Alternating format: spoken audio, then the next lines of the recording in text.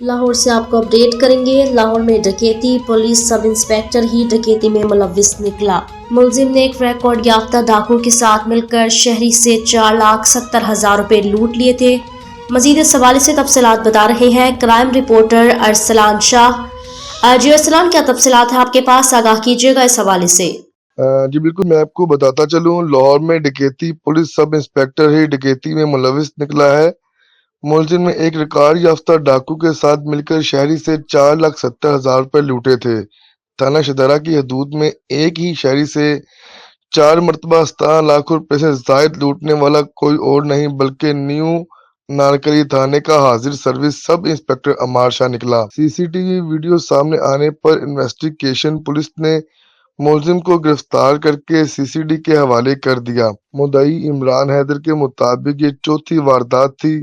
Police ने मुलजिम की गिरफ्तारी की इत्तला दे दी है। पूछता चलूं, जब मुहाफिज ही लुटेरे बन जाए तो आवाम कहां जाएगी। हमारे साथ लाइन पर मौजूद थे अरसलान शाह। जी अरसलान, आपका बहुत शुक्रिया तफसीलात से आगाह करने का।